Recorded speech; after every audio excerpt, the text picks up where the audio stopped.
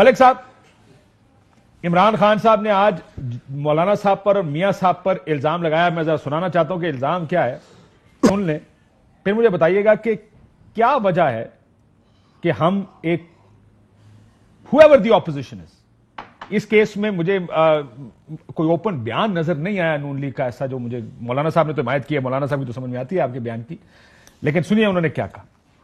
جے you آئی جو فضل الرحمان کی party وہ بھی بیچ میں شامل ہو گئی، ساتھ وہ نون لیگ کسی طرح گورنمنٹ کو ڈی سٹیبلائز کریں، ملک کو نقصان پہنچائیں. ملک صاحب.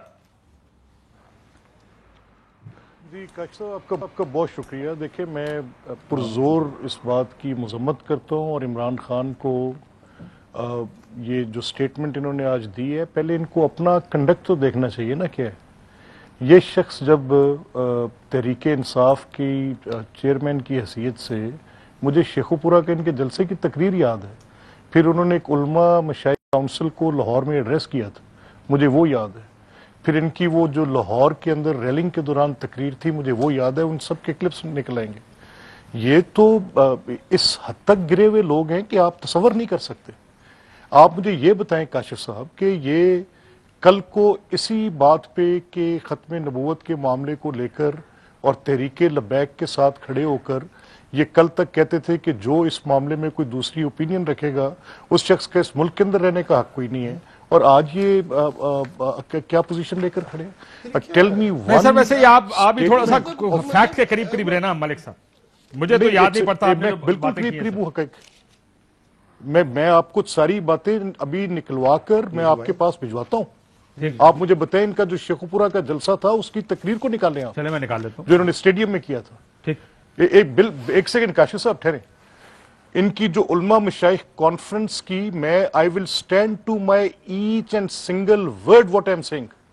سر میں نے ایک بات تو پہلے ہی مان لی نا. دیکھیں میری بات سنیں سر، میں نے ایک بات تو پہلے ہی مان لی کہ سر میری بات سنیں ملک صاحب، میری بات سنیں. ایک بات تو میں نے مان لی پہلے کہ میں نے یہ بات کہہ دی کہ پرائم منسٹر صاحب نے 2017 میں یا جہاں اپوزیشن اس وقت کی اپوزیشن کو طاہر القادری صاحب کے ساتھ دھرنا دینے کو تیار ہو گئے کیونکہ اس وقت ان کو لگتا تھا کہ اس سے سیاسی مفاد ملے گا. سو ہماری پولیٹیکل پارٹیز یہی کرتی ہیں. میرا سوال یہ ہے کہ آخر کیا ہم کمزور نہیں کر رہے جب ہم کنسیڈ کرتے ہیں یہ سب کچھ جو مختلف معاہدوں میں کنسیڈ کرتے ہیں؟ ذرا تھوڑی اس طرح بحث لے کر جائیں نا. اور ان کا جواب آپ دیں گے، ظاہر ہے مجھے یقین ہے کہ انہوں نے کچھ کیا کہ نہیں. میں نے صرف مختصراً آپ کو اپنی ناراضگی کا اظہار کیا ہے کہ میں کم از کم عمران خان سے، مجھے ان کے باقی بہت سارے معاملات پہ شدید اعتراضات تھے، لیکن آج کے اس بات کے بعد آئی ایم کیپنگ ہم very very shallow, very low. میں آنیسٹلی اسپیکنگ میں آج سخت ان سے نا امید اور مایوس اس حد تک آج ہوا ہوں. دیکھیں نا، اگر آج بطور پرائم منسٹر آپ ایڈریس کرنے آئے تھے تو آپ اس پہ ایک گرینڈ ڈائیلاگ کے لیے آپ آل پارٹیز کانفرنس کی بات کرتے، آپ طے کرتے کہ موبوکریسی کے ذریعے چاہے وہ ختم نبوت کی بھی بات ہوگی نہیں کی جائے گی، سڑکیں بند نہیں کی جائیں گی. ان کو آپ انٹر لنک دیکھیں. آپ باہر نکلتے ہیں عقیدہ ختم نبوت کے لیے، یا آپ نکلتے ہیں کہ کہیں توہین رسالت ہوئی اس سلسلے کے لیے نکلیں، تو لا اینڈ آرڈر اس ایشو کے ساتھ جڑ جاتا ہے. جب آپ روڈز کو بلاک کرتے ہیں، سچویشن کریٹ ہوتی ہے، تو لا اینڈ آرڈر کو آپ علیحدہ ڈیل کر رہے ہیں اور اس ایشو کو آپ علیحدہ ڈیل کر رہے ہیں. کیسے ممکن ہے ہوگا؟ سر ایک چیز کا جواب دے دیں کہ نون لیگ سے کوئی بیان آپ نے دیکھا ہے جو یہ کس بنیاد پہ؟ میں گورنمنٹ سے بھی پوچھتا ہوں. Not a single one. I don't think I have come across anything yet. نہیں, I exactly know that there is not a single one. ایک بھی نہیں ہے. اور ہمیں اس بات کا اندازہ ہے. ہم نے یہ جو معاملہ آج کھڑا ہے نا کاشف صاحب، بنیادی سوال یہاں پر کیا تھا کہ کیا ایسے ریاست چل سکتی ہے؟ سوال یہ تھا. کیا یہ طے تھا کہ آپ نے جب بھی کوئی ایسا معاملہ آنا ہے، چاہے وہ آسیہ کے سپریم کورٹ کے ڈیسیژن کے بعد ہو، تو پورا ملک 3 دن کے لیے ایک انارکی اور ایک جلاؤ گھیراؤ میں چلا جائے گا؟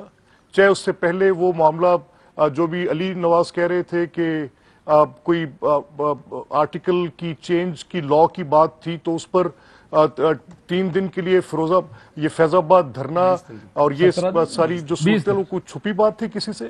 یہ ہمارا یہ مسئلہ ہے کہ اس کو کوئی سنجیدگی سے لینے کو تیار ہی نہیں ہے.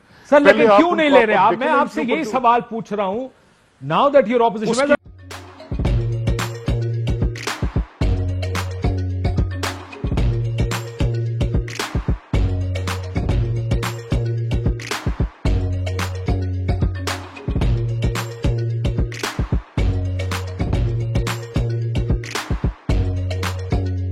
Instead of saving up for a new toy or a trip to Disney World, a 7-year-old بدلاً من توفير لعبة جديدة 来自阿拉巴马州的一名7岁女孩没有 एक नए खिलौने या डिज्नी वर्ल्ड की यात्रा के लिए बचत करने के बजाय Alabama Anstatt für ein neues Spielzeug oder eine Reise nach Disney World zu sparen, hat Anstatt für un neus Spielzeug oder eine Reise nach Disney World zu sparen,